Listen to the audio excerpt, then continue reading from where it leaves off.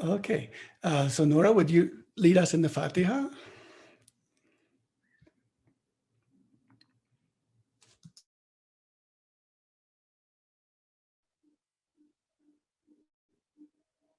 أعوذ بالله من الشيطان الرجيم. بسم الله الرحمن الرحيم. الحمد لله رب العالمين الرحمن الرحيم مالك يوم الدين إياك نعبد وإياك نستعين اهدنا الصراط المستقيم صراط الذين أنعمت عليهم غير المغضوب عليهم ولا الضالين. الله نور السماوات والأرض مثل نوره كمشكاة فيها مصباح المصباح في زجاجة الزجاجة كأنها كوكب دري يوقد من شجرة مباركة زيتونة لا شرقية ولا غربية يكاد زيتها يضيء ولو لم تمسسه نار نور على نور يهدي الله لنوره من يشاء ويضرب الله الأمثال للناس والله بكل شيء عليم. Okay, thank you.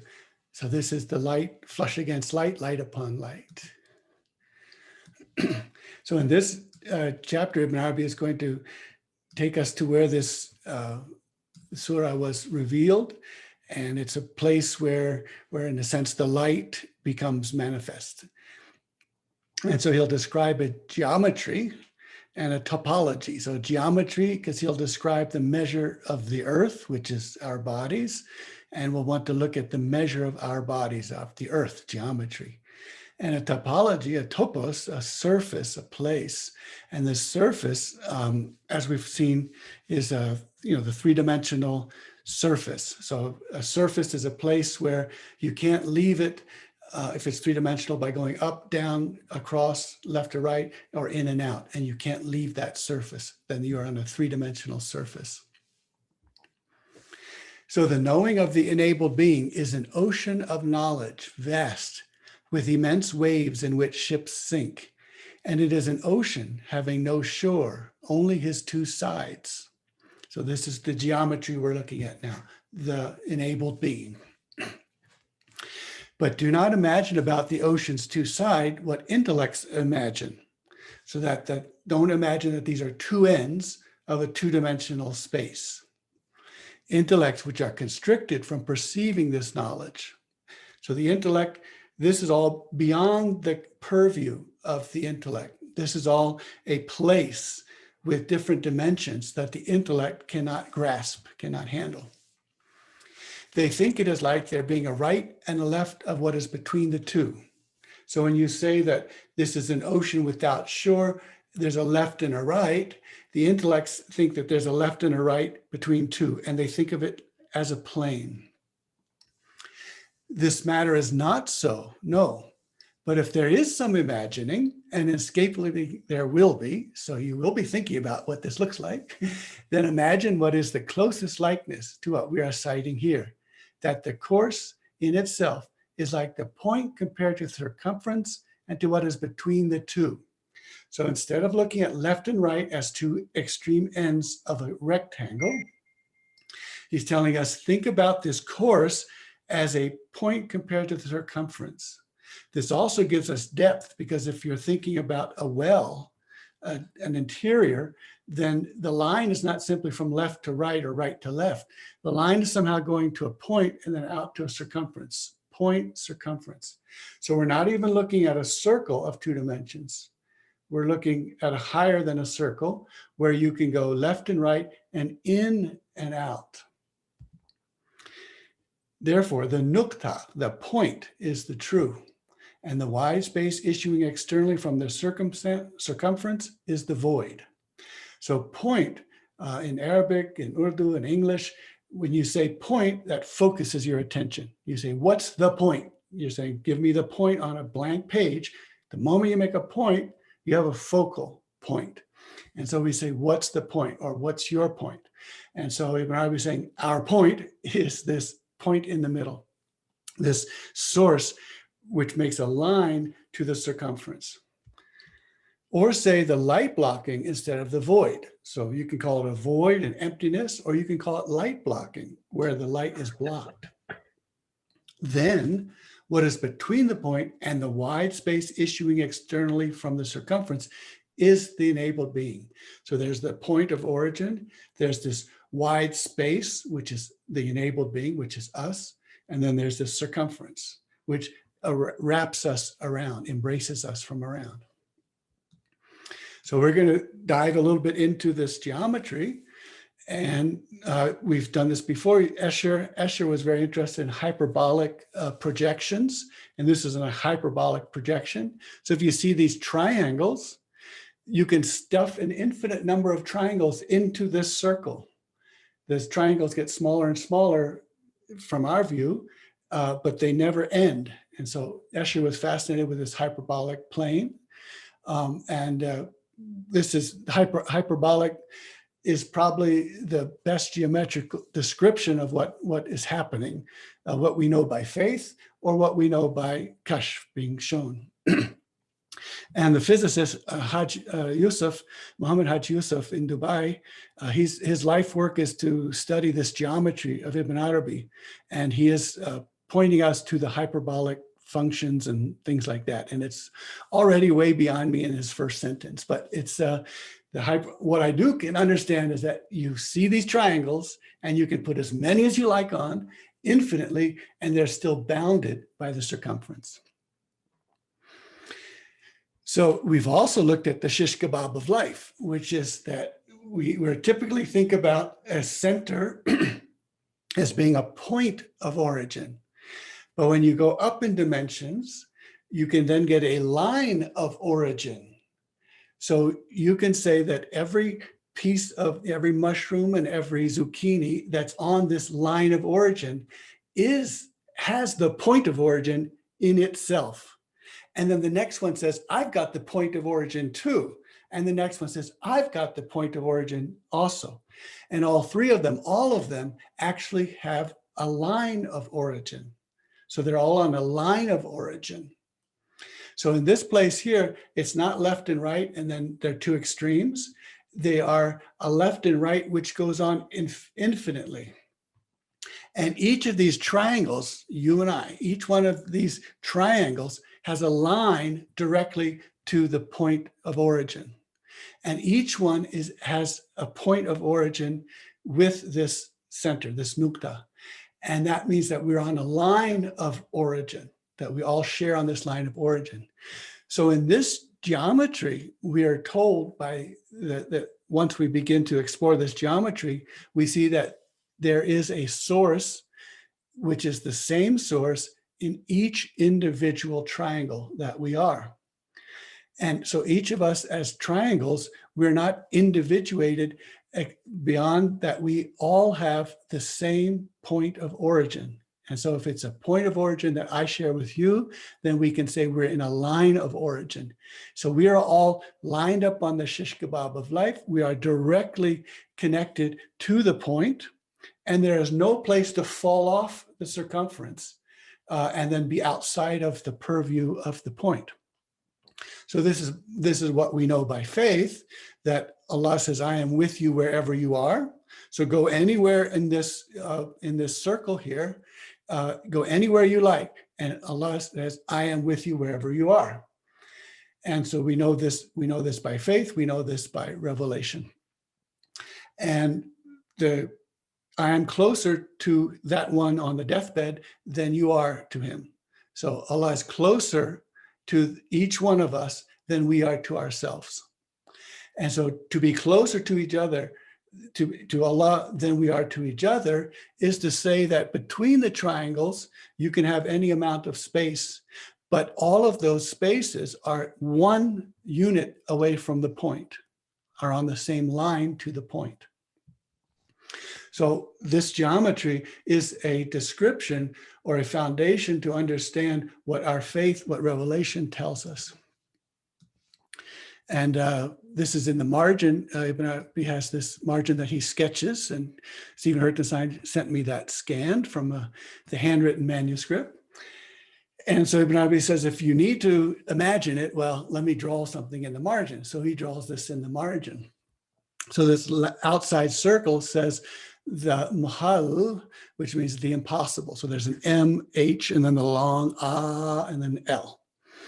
And then the next one is the mumkin, that's the void. We are in the void, or we're possible. You can call it void, or you can call it light blocking, but we're enabled. So we're enabled to be. It's not our own being, it's Allah's being, which enables us to be. And then the nukta is there, and the word haq, the true, or true. And so Ibn Arabi is drawing us this one to help us see this geometry. Much later, Escher comes along and says, let's draw a hyperbolic plane, the projection of a hyperbolic hypersphere.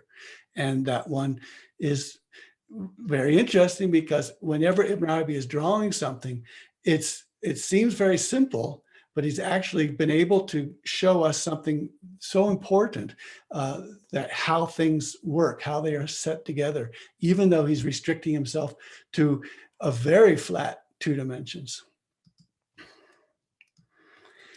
But he is, of course, gifted with the richness of vocabulary, and it's really through language which we discover and explore these geometries. So Ibn Arabi says, indeed, he gave us the point, which is so interesting. Atena al-nukta, he gave us the point, which has got to be in your ear. He gave us the fountain. He gave us Kawthar. He gave us Fatima. And so we've got to be hearing that, because she is the source root of the circumference being. So the circumference is there only because there's a point. By means of the point, she emerges visibly. So Ibn Arabi is saying the nukta comes first, the point comes first, and then by that there is a circumference. The circumference depends upon that nukta. So when you notch the lines from the point to the circumference, they end only at the point. So you take any of these triangles, notch them to the point, and you have a single line. Thus the circumference, all of it is in this vantage position vis-a-vis the point. And it is his word, and God is behind them and encompassing circumference. So this is where we hear the verse, God is behind all of us in these triangles on the hyperbolic plane, a circumference encompassing us. So protectively encompassing us, allowing us not to fall off anywhere. And it is his word, indeed, who is of everything an encompassing circumference. So who is this encompassing circumference? And then there's a nukta and there's a circumference. Now every point vis-a-vis the encompassing circumference ends up as a line. So you take a line, a point, point, point, now you're drawing a line. As a line issuing externally from her, the point to the circumference. So point, point, point, now you've got the line. Therefore, who is the first and the last? So who is first for the sake of every enabled being, just as the point is first for the sake of every line. So in order to have a line, you need a point. So who will be the point for us, and the first, and the last to make a line, who we are. And what is external to true's being and did not become manifest from the true is the empty void, which does not receive being. And the emanating lines are the likenesses of the enabled beings. So all of these lines emanating from the point are you and me.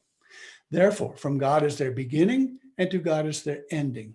And to him returns the matter, all of it. Okay. Now, we've talked about left and right. And Ibn Arabi wants to describe this left and right as not as we think as a plane, but there is a left and right. There is a this side and that side. And so we'll go back to the Surah Al-Balad, if Omar will read that for us. This is the way to understand that there are two things. It's not a left and a right in two dimensions, but there is some over here and over there. And Ibn Arabi talks about this as the two high roads.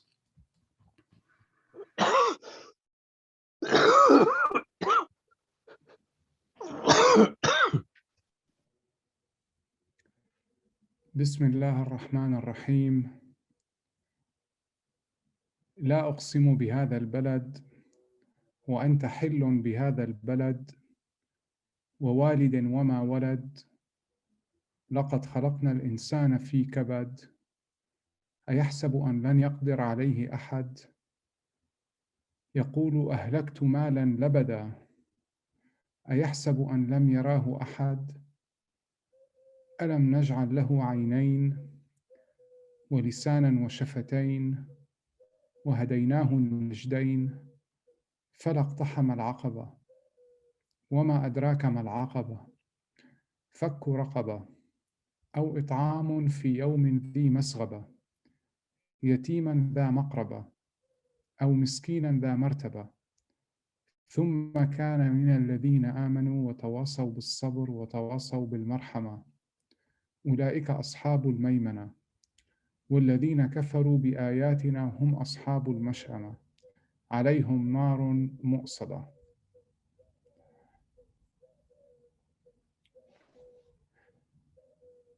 What do they think none has seen him? Have we not made for him 2 eyes and a tongue and a pair of lips and show him the 2 high roads? But he has made no haste to the path that is steep. And what will explain to you the path that is steep? It is freeing the slave, or the giving of food in a day of famine to the orphan near of kin, or to the poor in the dust. Then to become amongst those who believe, counsel each other to be steadfast, and counsel each other to be merciful. Those are the companions of the right hand, and those who disbelieve in our signs, they are the companions of the left hand. On them will be fire vaulted over. Okay, thank you. So these right hand, left hand, so there is a left and a right, there is a high and a low, there is a steep and a not so steep. So this geometry is not a fixed geometry, it's not a still geometry, it's very much a dynamic. And so this dynamic one is that all these triangles in here, they are all, although they're on one line to Allah, one line to the point, they also have lefts and rights. And so they're also shifting at all times. So Ibn Arabi uses the word shifting or fluctuation. So they're fluctuating this way, that way, this way, that way. Sometimes they are being charitable. Sometimes they're not being charitable. And so as they fluctuate and they move in a left and right, or a left hand, right hand way, but in this verticality, there is only one unit away from God. And so one unit vertically, but horizontally, there is this movement. And so these triangles are running around in this geometry, doing things that are steep, difficult, and charitable, or doing things that are easy, which they just fall into. So this geometry, to see it as dynamic is crucial, because this is how we then understand how we are all then encompassed and embraced, how we are all one step away from the true. And there is this incredible diversity, fluctuations, shiftings, transferences, all these things happening within this circle. And the things that are happening are the drama of these triangles, which are moving left and right, steep and not so steep, in their own realization and in their own coming towards perfection, in their own spiritual discipline. So between these two places, we're between light and light blocking. So there's a membrane. It is a membrane and intermediary. which has a determining proper on its two extreme edges. So there are two extreme edges, but not thinking of it left and right. Because of this situation, God made for the human being two eyes, and he guides you to the two conspicuous high mountain paths. So just the verses that we just heard. Given that you are between two lateral sides, by the one eye, based on the one path, you receive light and observe according to the measure of your prepared capacity.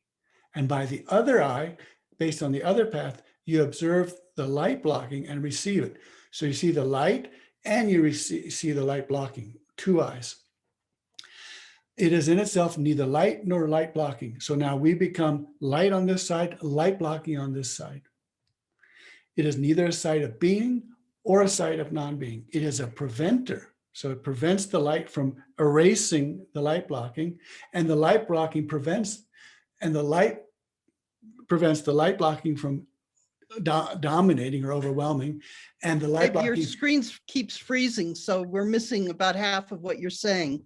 Okay, so I'll turn off video for now. Let's see if that works a bit.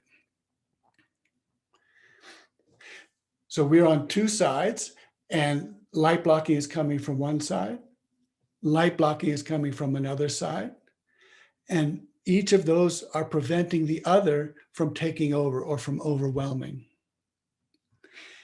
Now, if not for what is in this vantage position, the preservation of the two sides themselves, so our both sides need to be preserved, the true would not have described himself with obligating himself, as he did, by his statement, your cherisher has prescribed on himself kind mercy. And he said, and my kind mercy vastly extends over everything as an appropriate recompense for what the possible is amid.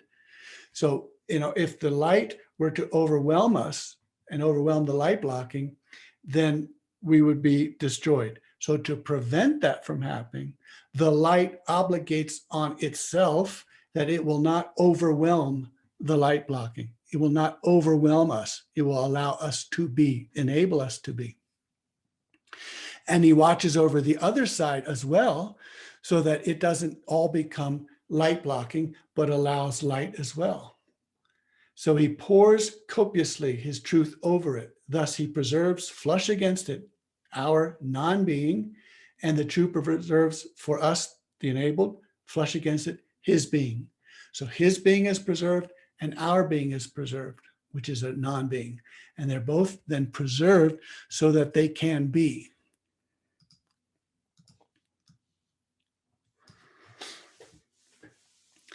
Now, if people understood the meaning of this report, they would know themselves. So if you know yourself, you know your Lord. And if they knew themselves, they would know the true. And if they knew the true, this would suffice them. And they would not look but in him and not in the heavenly kingdoms and the earth. So instead of looking in the heavens and the earth, where is God? They will look in God. They would look in their secret face. Indeed, with them, if they were disclosed and cashed to them the matter, they would know that they are exactly the heavenly kingdoms and the earth. Your body is the earth, your spirit is the sky, because these triangles within this circumference are all expressions of this point. So the expressions of the point are all these triangles. They are all identical in the sense that they're all on a place of origin, a line of origin. And they're identical because they're all a membrane between light and light blocking. So the fact that a mountain doesn't look like me or a tree doesn't look like me doesn't take away the geometry or the truth of that I'm a membrane, light on one side, light blocking on the other. So then the matter is circular and not knowable. And the affair is ruled with reins and not ruling. Yes, there is only God, none other but who, and there is only his creation, perfectly ruled. So all we see is his is. So who is the one known in one moment, just as who is unknown in another moment and not knowable?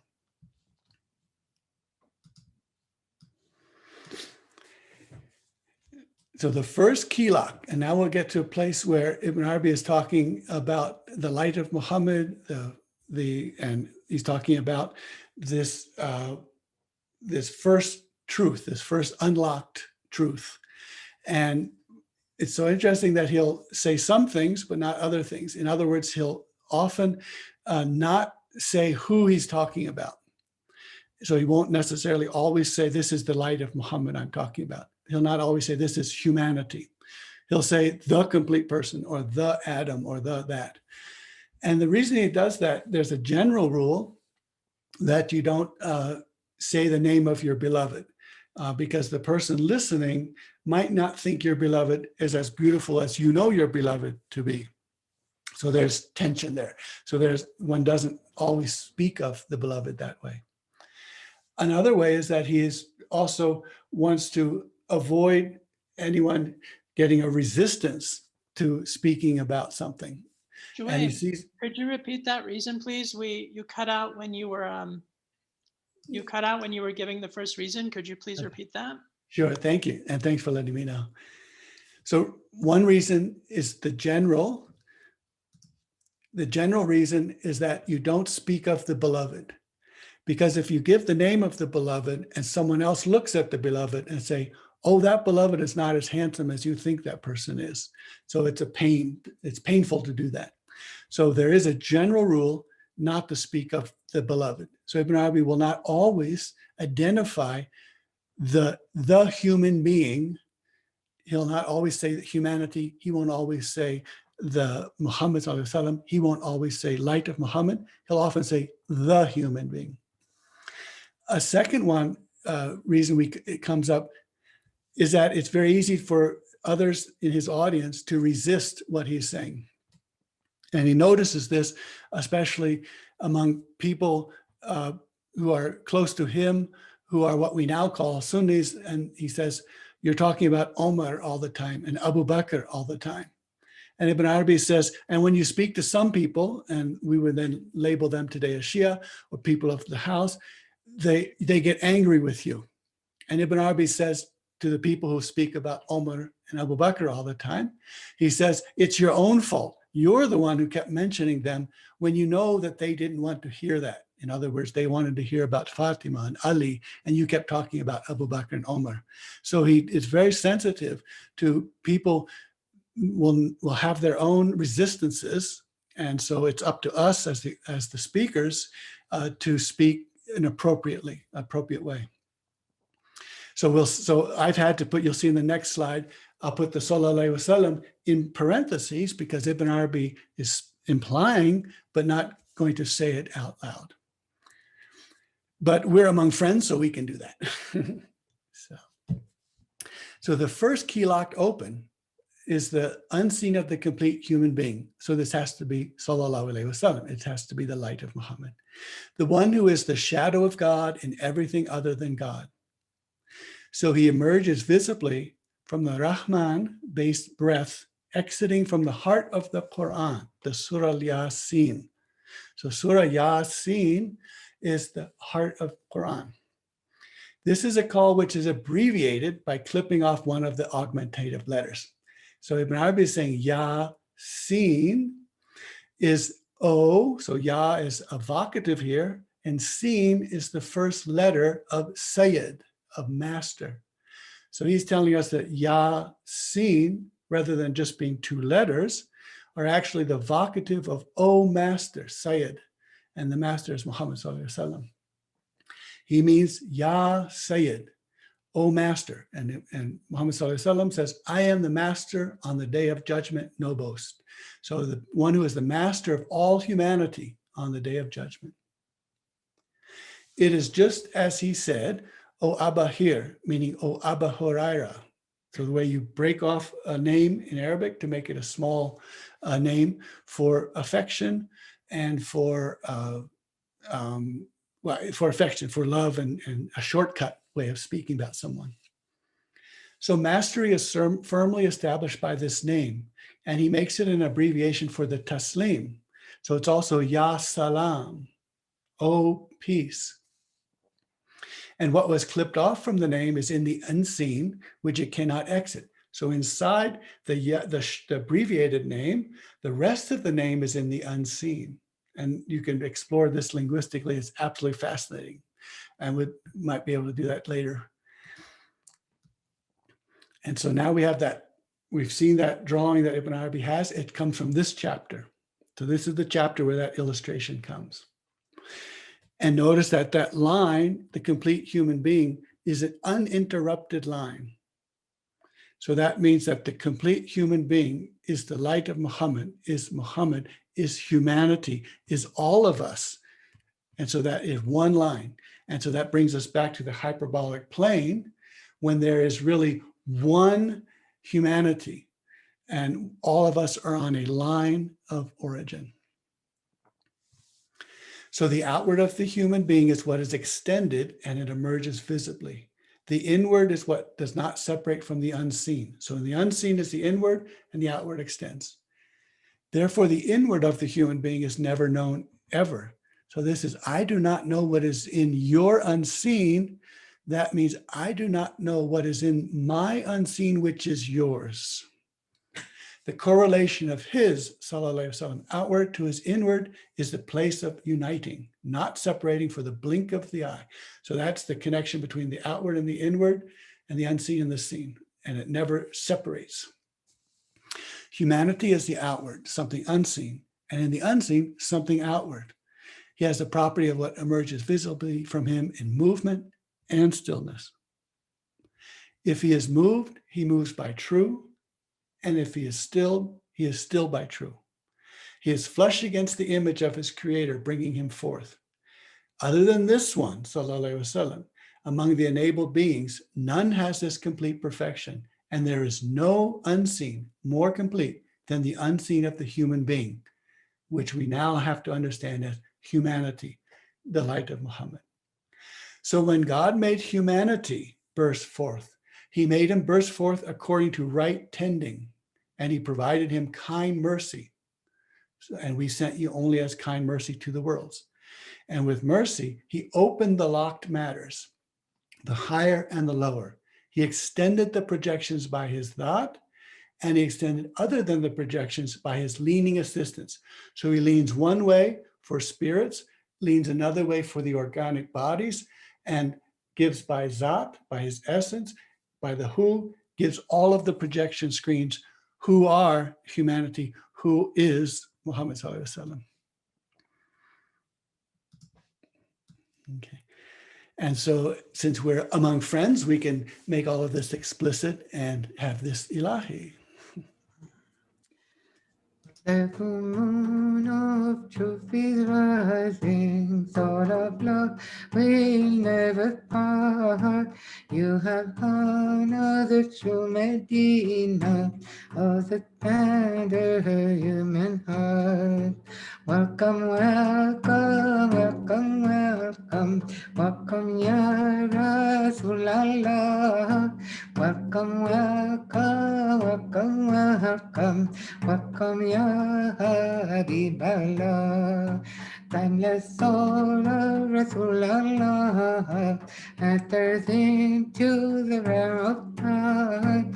Beneath his green robe upon the sky, only perfect the sunshine. Merhaba, rose of prophecy. Merhaba, merhaba, merhaba, nightingale of ecstasy. Merhaba, oh merhaba. His right finger, perfect unity, is the moon of reality. From his breast, oh moonlight, shine the light thou can see. Welcome, welcome, welcome, welcome, welcome, Ya Nabi Ballah. Welcome, welcome, welcome, welcome, welcome, Muhammad Mustafa. His long hair falls upon his shoulders, his fragrance is pure as musk. Lines of prayer are filled with sweet perfume. When the desert breeze blows at dusk. Merhaba, leaving Sūrah Taha. Merhaba, oh, merhaba. Merhaba, Yasin of Allah. Merhaba, oh, merhaba. Very good. Thank you. So on a moonless night. So this is the unseen and seen, and how in the complete human being, in humanity, in Muhammad Sallallahu Alaihi Wasallam, this is how the unseen and the seen are linked. And we won't be able to go into all of this. But let's go ahead and look at this poem. So this long line of the projected images, all of us, is the long line of humanity, is the long line of Muhammad Sallallahu Alaihi Wasallam. So in the true is exactly the creation. And if you possess an eye, so you need one eye to see that in the creation there is the true. And in the creation is exactly the true if you possess whole intellect. So two eyes that can see these together. If you possess eye and intellect together, then you will not see another thing they're doing. Indeed, the projection screen of existence is vast enough as a presence for the intellect and the senses, full of abundance and a surpassing excellence. It has the presence of the shape in the shape. So expressed metaphorically, you will see it returning the all into a handful, grasping the shape. So the all into one, and then one into the many. If you say it is all, then it is a part, individuated. Because you think you're seeing all, it's only a part. If you say it is a part, it stands for the all by the all. So if you see the part, you are seeing the all. There is, after all, no other parable to be verified for yourself of its creator. It is the taking on of images the screen has. So this play, this drama that's happening within the circumference is the taking on of images, of all of these triangles taking on images from the point and embraced by the circumference. Thus, my knowledge of it is sweeter when I taste it and more craved by my taste buds than the harvest of the bees. And then this image comes up here about the Aleph and the Lam, and what kind of, that the two images are two images projected. And you can say, I see one, or I see the other, or I see both. The two are, as the proponent says, gossamer became the glass, the wine becoming translucent too, the two conforming, resembling, as it were wine and not a cup, as it were cup and not wine. And here's the explicit way that Ibn Arabi builds the building blocks of this geometry. The line is a composition of points. Point, point makes a line. The plane is a composition of lines. Line, line makes a rectangle, makes a plane. And the body is a composition of planes. So plane, plane, plane with depth, and you have a body. So the body is 8 points. 2-point plane, 2-point plane, 2-point plane, 2-point plane, 8 points. And the object known concerning the true is only a that and 7 adjectives. So very much we understand that there's the who, and then there's speaking, hearing, knowing, living.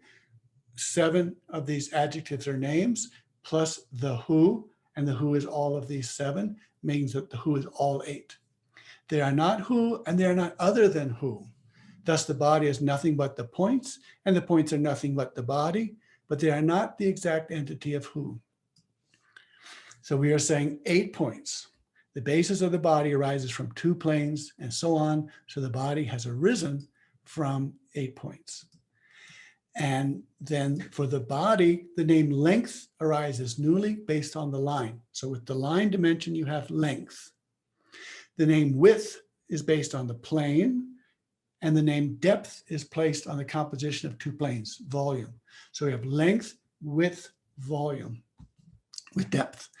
Thus the body arises upon tripling. So that's why 3 is so important here. 3 is everywhere for Ibn Arabi. The triples in proofs, that you have a major premise, a minor premise, and a conclusion. And the basis of being, which is that point, the true, manifests during the creative process through three truths only: his who, his facing towards, and his imperative be. So there's who, essence, there's the facing towards, and then there's imperative be, and we become. So the world emerges visibly in the image of its bringer into being as body and as meaning. So the body is based on the 8 points, and the meaning is from being, that we have, that the essence looked at us and told us to be. That's our meaning. And the form that it takes, where this happens, are the 8-point body.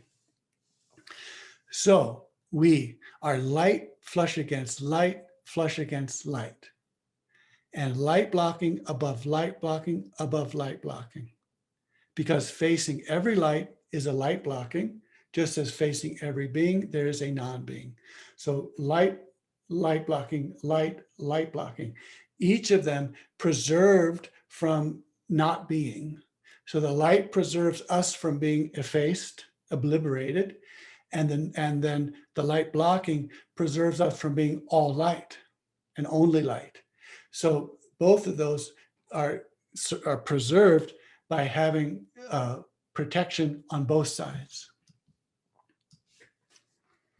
Okay, and we see this then in the perfect humanity. So this ilahi.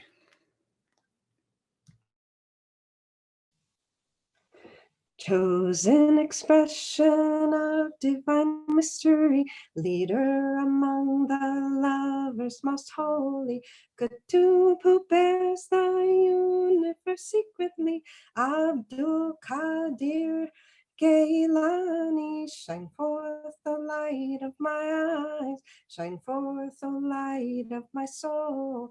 Ya Hayya, Hayya, Hayya, Hayya. Ya Hayya, Hayya, Hayya, Hayya. Inward beauty shines through you outwardly, unveiling the light of true humanity. Kutub who bears the universe secretly, Musafir Ashki Jerahi. Shine forth, O light of my eyes, shine forth, O light of my soul. Ya Hayya, Hayya, Hayya, Hayya. Ya Hayya, Hayya, Hayya, Hayya. Help us, O Abdul Qadir Gailani, help us, Rufai, help us, O Badawi, help us, O Ibrahim Dusuki, help us, Piruddin Jerahi. Shine forth, O light of my eyes, shine forth, O light of my soul. Ya Hayya, Hayya, Hayya, Hayya. Ya Hayya, Hayya, Hayya, Hayya. Help us, Mawlana Jalaluddin Rumi. Help us, Musafir Ashki Jerahi. Help us, Muhyiddin Ibn Arabi.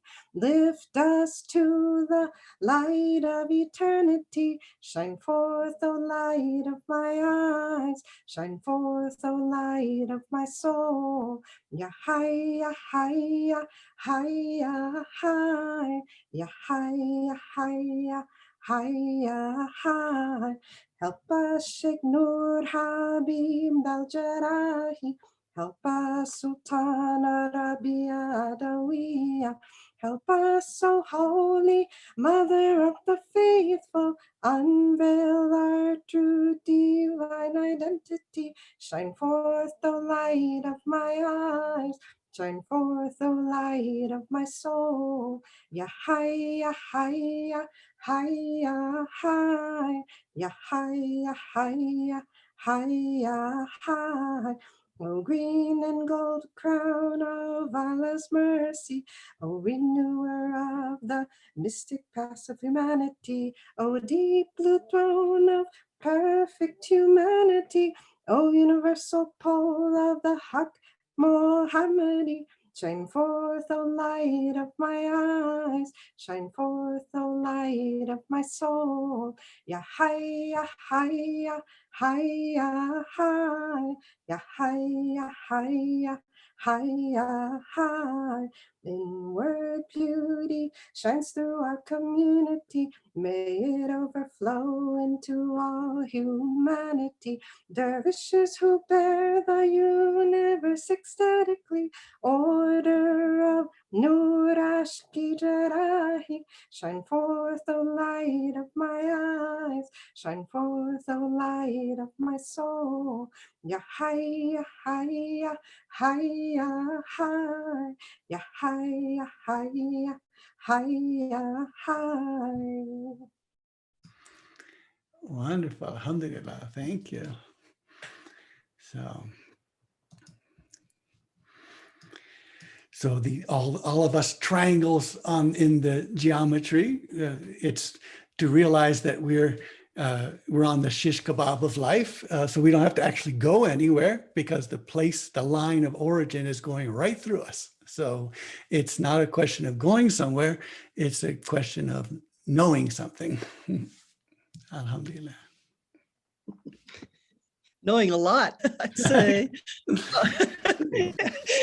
There are a number of comments here at the beginning, and I think I'll just kind of read the collection of them, and then you could respond. The outside circle, Alif Lam Mim, and then it's responded Muhail, and then meaning somebody said meaning impossible. Is there a connection between both of you said? So maybe that's enough to start with. Yes. So the circle is the, see, he's kind of switching around the terminology a little bit right now. So the circle, he says, there's nothing outside the circumference, but this is the impossible. But the impossible is made possible once light shines on it. So light blocking, which is impossible, gets light shown on it and makes it enabled or possible. And so he sees that all of these triangles in this hyperbolic plane, that we're all light blocking and light, we're all non-being and being, and we are therefore a membrane that the one side shines the light and the other side shines the impossible. And so both have to be there in order for us to be. And so we therefore are composed of light and light blocking, and neither one of those parts erases or obliterates the other part. And the light promises us by obligating itself by saying, I will be merciful to you and I will not obliterate you with my light. And so therefore the light blocking is preserved so that everything is not all light. And so that light blocking then gets shown on, shine forth enough that it then begins to glow with its own light as well.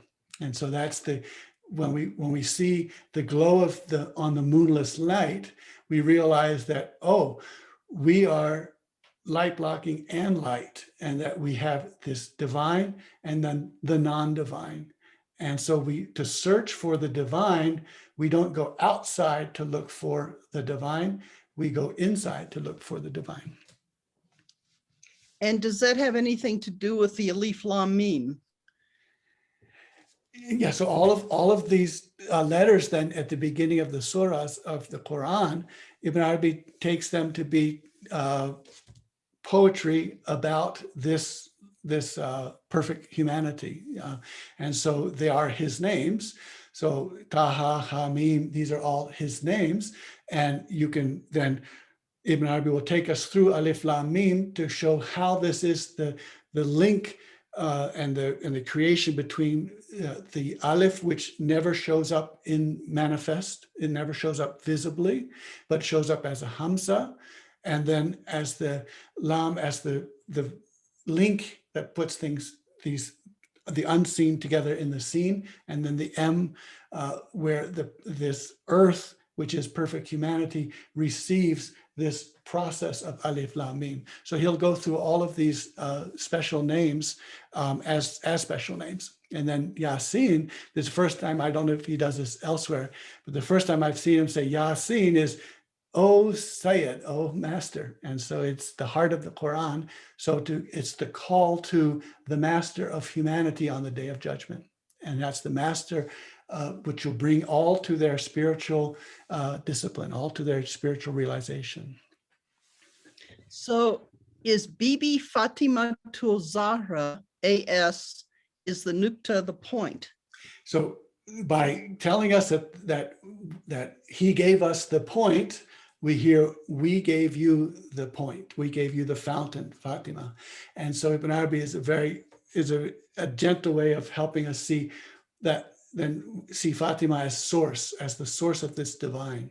And so the source of where this divine flows out. And so that's why in the lineages, we want to go to Fatima and then her father as the way of coming towards and looking at this light. Where is the H?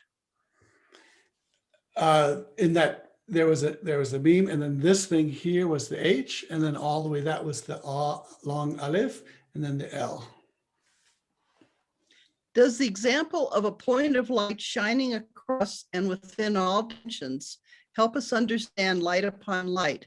And isn't this the union of who with all that is? Yeah, so there's light upon light, and then light blocking upon light blocking upon light blocking and upon light blocking.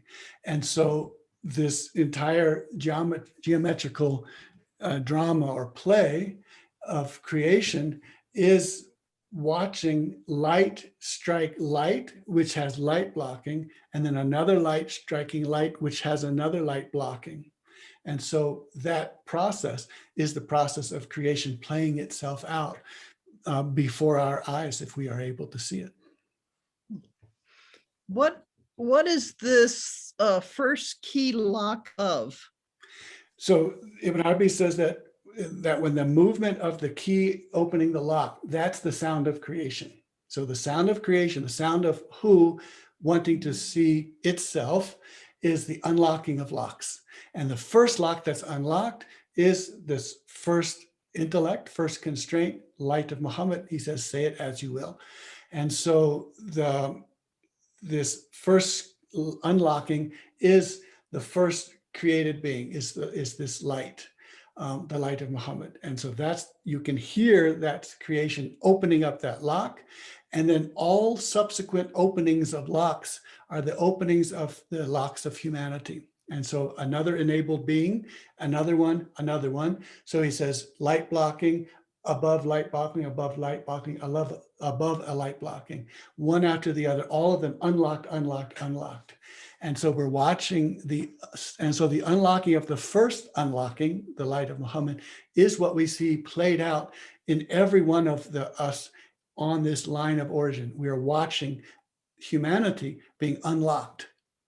And then unlocking is to see who made us and see. So the light looks at the light blocking. The light blocking says, there is nothing but you, the light. And the light says, and you are the message of, you are the light blocking. Who will show this light? What is the root for the Yasin versus Yasalam? So he says once he said that you can say Ya-S or Yasin, there's Salam, you could say that also. And he also has, and then in another manuscript, Siddhi writes that it's also Taslil, well, S-A-H-L, Sahal, easy. So you could also say Ya Sahal, oh, the one that's easy. And so Ibn Arabi sort of goes to town on that one. So once you've abbreviated it, all sorts of things come. What is Yasin the first key lock of? So Yasin is the Sayyid, is the master of all humanity. So the key to Sayyid is that the Prophet ﷺ said, I am the master of all the people. So not just the mother community of the Muslims or the mother community of the Arabs or the mother community of anyone else. I am the master of all people. So he is the first key, which says that I will unlock and open up all of humanity. Is your unseen and my unseen is yours correlating to a collective unconsciousness? Yes. So when and that was why it was such a wonderful, bonking me into awareness situation. When I start, now you start reading, I start reading when it says, I don't know what's in your unseen. I realized that, oh, I don't know what is in your unseen, which is my unseen right here. And so indeed, your unseen is the unseen of humanity. So that's how Ibn Arabi says that Muhammad Sallallahu Alaihi Wasallam, as humanity's unseen, his unseen is the most perfect and complete of all unseens. And so that is the unseen that we are talking about. And so this is a collective unconscious in that we then become conscious that we are all, the unseens are on a line of origin. And when we say your divine unseen, if I say, God, I don't know what's in your unseen, I'm really saying what's in this unseen in here. Because when God says, I am a treasure concealed, that means concealed in the treasure chest, which is you. So I am a treasure there in you, in your treasure chest. So it does change everything. Is the projective screen the barzakh?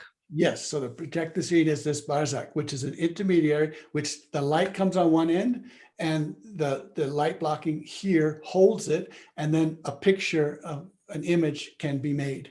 And so that image is light, but it couldn't be seen unless it were light blocking. And that's the contradiction or the irony or the Zen moment.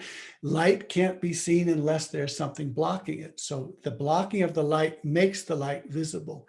And so the human being, humanity, Muhammad Sallallahu Alaihi Wasallam, makes the light visible. And so I say, oh, I see light only because I see the light being light blocked and projected onto a screen. So the light blocking is the emptiness, the void. Is this also nothingness? Can you expand on this, please? So the light blocking is the necessary projected screens. You could say they don't really exist because you can't see them until the projector projects light onto them. And so the moment the projector projects light onto them, you say, oh, there they are. And so before that, they in a way weren't. You can't see the projected screens unless the lights are turned on. And so Ibn Arabi said, this is why it's confusing in language. We say that we've in one way, we've always existed because Allah knows that there are projecting screens out there that Allah will light up with the projection. But also we didn't exist because until that light that came to project on us, there's nothing to be seen. So this is why we have the difficulty in language describing it. But he says there are three. There's the who, the treasure, which is concealed, turns to face the projection screen and says, be, throws light and casts light onto the projection screen, and it is. And so that's the process. And now that it is, the treasure is now buried inside the projected screen. And so I am a treasure hidden inside of you.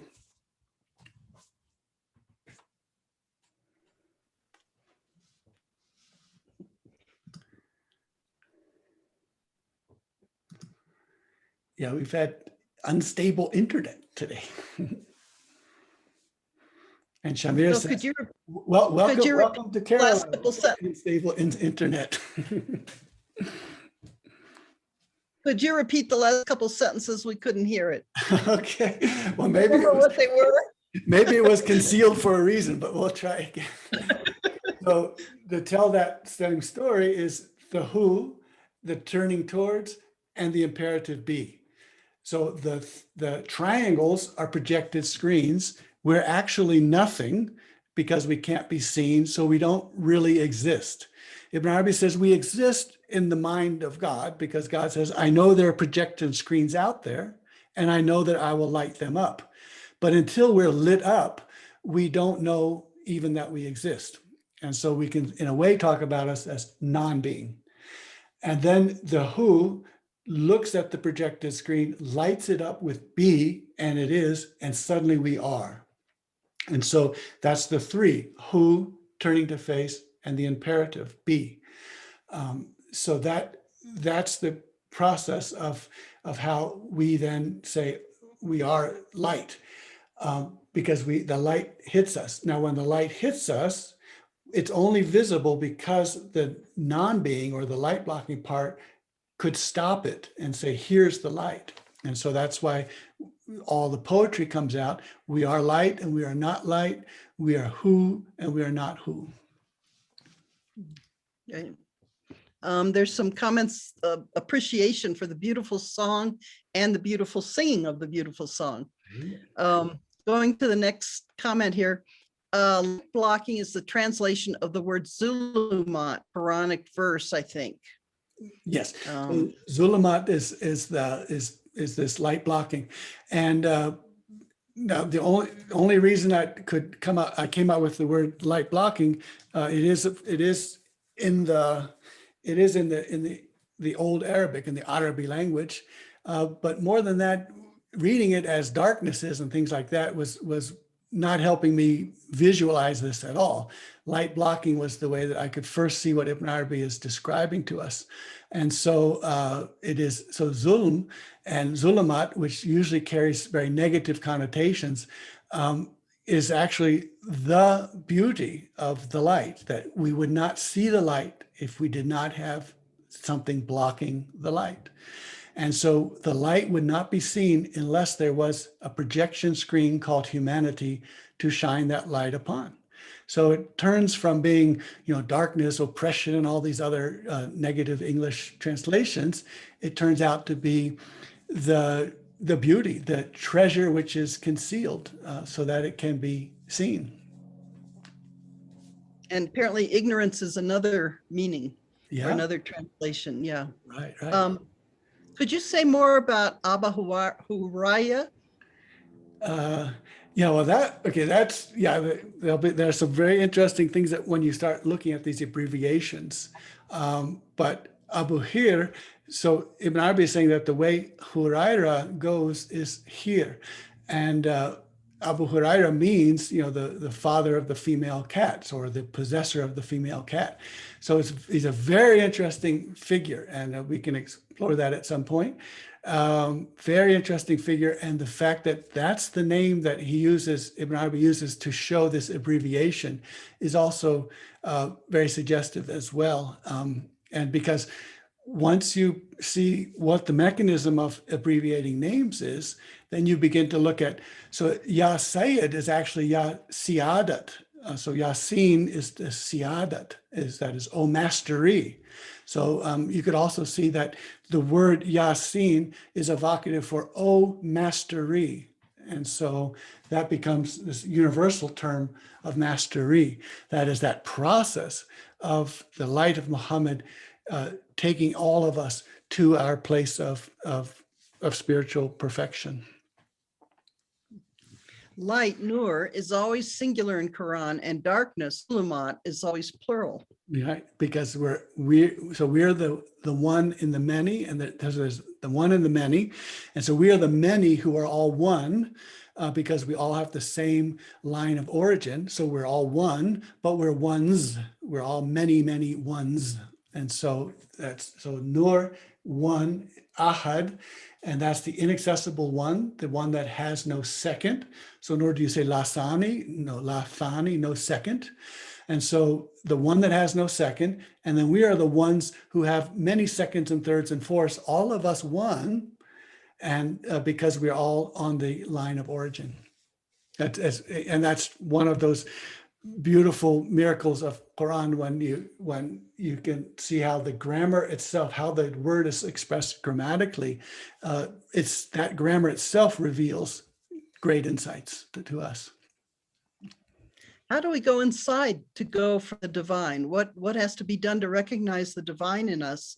Is that achievable only through divine kashf? Yeah, so he's telling us this, the intellect is stuck in 3 dimensions. The jinn are stuck in 2 dimensions, the intellect is stuck in 3 dimensions, animals and others may be having 4 dimensions, but we're stuck in 3 as intellect. So it's going to be an experience. So I'll just give one experience. If you think about this a sphere, a ball, and we're on the surface and we can't leave the surface, but we can go around this ball. When we look straight forward, we're actually looking around the ball back into our back. So if you have the experience of looking out and seeing in, then you are having this experience of being in a higher dimension than 3 dimensions.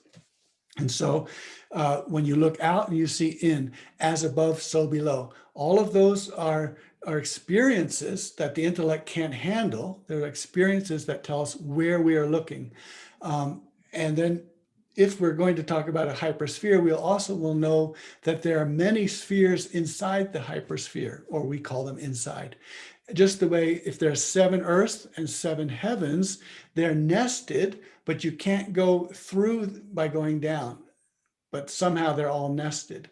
And so this nesting, we call it going inward, and we can say we can go inward right and inward left. We can go inward folding backwards, inward folding the other way. So there would be different directions, which language will also have trouble with. And that's why Ibn Arabi goes to poetry as a way of describing things that the intellect can then say, I don't have to worry about poetry because I'm a prose kind of person. The word nooked, 3 consonantal roots, NQTL, thought meant pronunciation, but you were using it in the sense of point, like in the expressions a case in point, to make a point, and also meaning, which if I am not wrong, the word is FHM, F-H-M. Would like to know if there's a difference of meaning in English of these word nooked. Yeah, so nooked in English, we also say, we call it punctuation. So punctuation is to put a point on something. So when you put a dot, you are punctuating. And so the process of punctuation, or nukta, in the grammar is to place a focus somewhere, to make a point. So punctuation is the same way. So you could say, the way he punctuated that sentence made me understand that X, Y, Z. And then fahm is a kind of an understanding, which is, well, yeah, we can explore some of those things. But punctuation and point as nukta. And then you can say that the joke, you can call that there's a point to the joke. And so that can be a nukta as well. And then in poetry, nukta then becomes that place which subtly turns your view and you see something in a very different way. We are divine parfait. There we go. Yeah, and I just loved, I always love puns in different languages. And for me, I try to tell this, I was talking to Baki about that. So when you say tout à fait parfait, you can say tout à fait parfait. Everything has an act which is perfect. And you can take tout à fait parfait and all of that and go all around and around. And so it is parfait. And then as it's done, it is parfait. It is perfect. Yeah. This question is not related to today's lecture, but it has been tormenting me since a week now. How can we see what is currently happening in the world from Ibn Arabi's perspective? I.e., how can we see the unity of being in what is happening in Gaza? It has been difficult for me to see the divine manifesting into Israeli soldiers and politicians. How can we see the divine volition and manifestation behind evil? Yeah. Yeah. So when we look at the geometry, we see we're on a line of origin. We see that we're all in this together. And of course, the mystics and the saints are always telling us we're all in this together. There is no other. There is no us and them. You know, we're all in this together. So the mystics are always saying we're all in this together. But if we hear that, we say, how can we be saying we're all in this together when there clearly 2 sides are fighting each other, and this one is throwing rocks and making these poor babies scream by throwing noise bombs? How can we see that we're all in this together? And that's, of course, the saint are saying they're saying this is a very difficult teaching, but we are all in this together. The pain of of showing movies in this within the circumference, which are painful and unrealizing movies which have the person and people, these triangles, thinking that, oh, I've got light, I must be God, and therefore I do whatever I want, and I can be violent and destructive and all of that. There's a great pain in that, because there's a knowledge that in order for all of this beauty to come out, there has to be screens which will distort and make very ugly this light and this being. So they will use life in order to hurt others, and they will use speaking in order to damage others, and they will use hearing, and they will use all of these divine attributes in ways that are distortions and ugliness.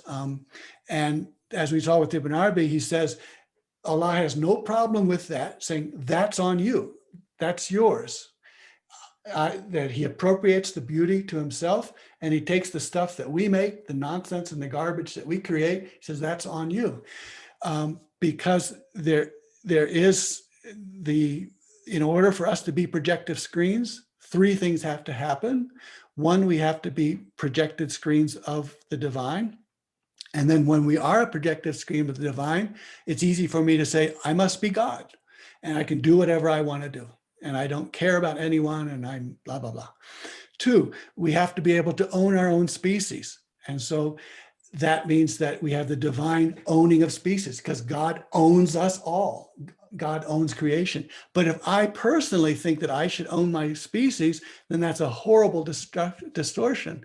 And it's something that, as that we looked in that Sūrah, that I have to free the slaves. I cannot, and I have to free my own slaveness to thinking that, well, I'm God, I can own other people. And so interesting that in the Quran, the owning of other people is men and women who have what their right hand possesses.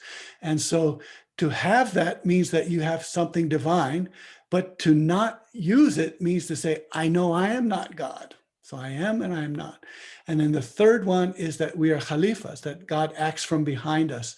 So if God acts from behind me, I can say, oh, look, I'm doing this violent thing, but it's because God wants me to do it. And that horrible ugliness is one that God says, if you think that way, you can attribute to yourself. It's yours. When you see yourself bringing my hand of assistance and helping the orphan and the poor and other people and not being oppressive, then it's my hand. I attribute it to me. That was my hand that did that. I am the light, Nur. Did I read that already?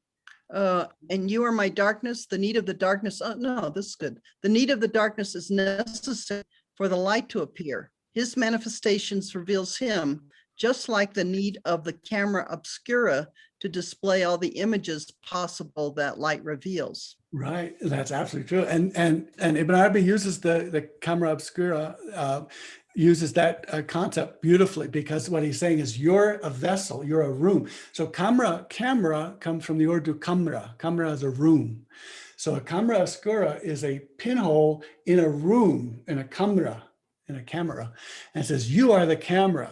So your body is this room. There's a pinhole in your heart, which is your heart, which will bring light out, and then that light will bounce across this room, which is your body, which is you. And so that light, that those images on our walls, or who we are only seen when we are there.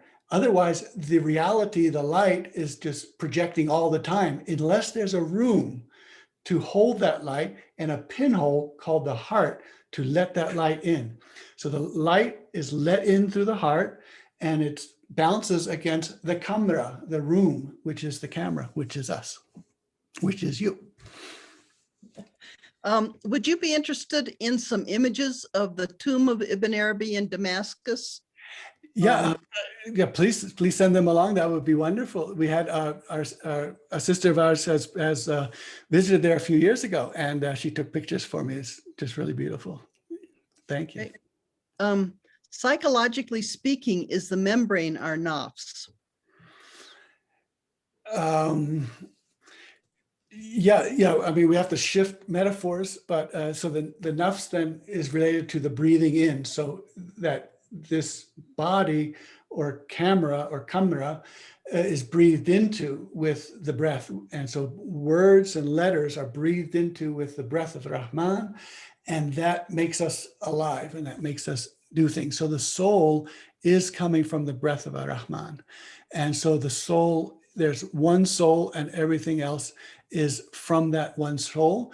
Just so the soul is clearly on a line of origin, and all the souls are on a line of origin. They, all of them have in their center, in her center, the source. About the Gaza question, according to all we are learning, we can only see the mercy, which is infused in everything, only when we see the whole picture. And that is in time, place, and depth. Yeah, and in a sense, that's one of the beauties to see this whole picture. It actually gives us more energy to do things and to help. If we are stuck with what is affiliated to us, what Allah says, you can have that. If we only see that, our stuff, it's easy to get very depressed, very inactive. And I think I'm helpless, there's nothing I can do. But to see, well, what is the hand which is bringing mercy? And then that gives us strength and power. And then we find some way to bring ourselves to see what is happening, and what we really need, what all of us, what we find out at some point in our lives that we need to see, and to be able to. And so the person who is suffering wants to be seen, wants to be recognized, wants to be known, and so that's why we're told, you visit the sick. Why do I visit the sick? Because if you had visited the sick, you would have found me there with them. And you need to feed the poor. If you feed the hungry, if you had fed the hungry, you would have been feeding me. And so you begin to see that the divine wanting to be seen is also wanting to be seen in the people that we are calling, let's say, victims or something, or the hungry, the poor, and all of that. That they need to be seen. And when they can be seen, then we know you and I are on the same line of origin. And so we don't see ourselves as us and them, either good guys or bad guys. We see then is that we are all of us on a line of origin. And if we want to be, those three things, the image of God and then the Khalifa, the one who acts by God's hand, then that is our happiness. And then we are told in Revelation that if you're not seeing yourself on this line of origin, if you cut yourself up into those are good guys and those are bad guys, and these, we got to do this and we got to do that. If you're doing that, all sorts of pain and torment is coming your way. That it is very painful and tormented and tortured for me if I don't see that I am with everyone in humanity. Is there not also somewhere some awareness beyond both unity and duality, like the station of station? Yeah. So when we're traveling through this geometry, there will be, and we're seeing a threefold, a membrane with light and light blocking, and then the membrane. When we see that, we can be drifting towards this side, and that becomes a place that we can see. We see light on light, and so we can move within this three. The membrane bleeds over into both of those realms. And so if you're in the bleed, then you are seeing and experiencing both sides, which shouldn't be, or which are not conventionally or normally experienced together. So those are the station of no station, because a station can be experienced and another station experienced, and the bleed between the two stations can be experienced. And then you'll say, it's no station. I don't know where I am, but I have this experience. Does camera equal kumra? I'm not sure, but as far as I could see, the K-A-M-R-A, camera, coming from room. And you have to tell me more about this Q. Well, Qumra, so in the sense of moon then, Qamar?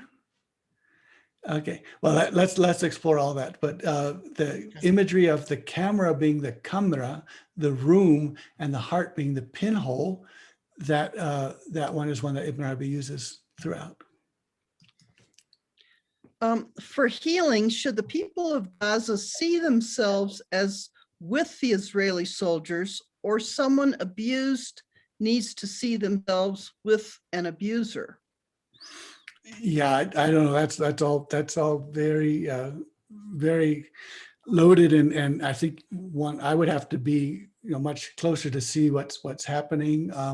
It's also impossible. I mean, we've seen this. Ibn Arabi as given us one example that we have about how we see things when bad things are happening, and we've looked at that when the woman's child was dying, baby was dying.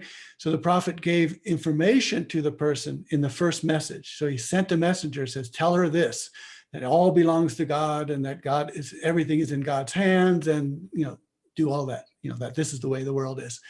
But when he actually got there, that was the second message, he cried with compassion. And so in a sense, that tells us that we can, from the outside, in a sense, we can see things, and knowledge can help us understand. But when we're face to face with the pain and the suffering, then our only response is ourselves crying. We ourselves cry. And that, so one of the companions asked, what were those tears? And he says, those tears are rahmah. Those tears are compassion. I can't understand. Mariam Fatima, do you want to? Oh yeah. So she was saying room kamra. So Kamra, I think. Is that right, Mariam? And she's going to want to know if there's a Tamil word for that. There probably is. Yeah. No, she's saying, yeah. Yes. In the South India, we don't like to talk about Urdu and Hindi that much, but this is a northern view, so kamra as the room. Yeah. So look at that yourself. It's so wonderful. What a beautiful image to go around and realize that I'm a kamra, I'm a room, this beautiful empty room with walls, and my heart is a pinhole, and the light is streaming through this pinhole, and what is there to be seen? And then I start saying that, the light is coming from the unseen. It's coming from my unseen, and it's coursing through my heart, my pinhole of the heart, and it is being reflected. Everything, every picture on these walls is new every moment. A new picture, a new picture, a new picture. So I'm saying, this is fascinating. What a wonderful movie that I'm watching, that everything is happening. This is happening, this is happening, that is happening. And then when things are happening that I don't like, I say, I don't like the color blue, and there's a lot of blue over here in this painting. Then I say, well, that's attributed to me. If I'm not able to see where it is in the greater picture, then that's on me. I thought I was going to stay for a short time only, but this session has been so encouraging and enriching that I cannot help staying till the end and waiting eagerly for next Friday. Not only I thank Professor Winkel for his illustrious knowledge and passion, but also I learn a lot from the comments from all of the participants. May all of you have in these trying times the best life can give, long-lasting, healthy, prosperous, and happy lives, and your families and loved ones as well. What more is there to say? Beautiful, beautiful. Thank you, thank you. Yeah, it's such what I've learned over the years. Hamida's here when we came up to Creston to have some workshops. And I, left and right, I'm learning all these things, and it's so amazing. And so it really is when we're together, we have much more wisdom than I particularly have as an individual. It's so much wisdom streaming in because everyone has seen these things and knows these things, experiences these things, and that just enriches and enlightens. And I say, oh, that's what Ibn Arabi is talking about. Thank you. So thank you all. Wonderful. Alhamdulillah.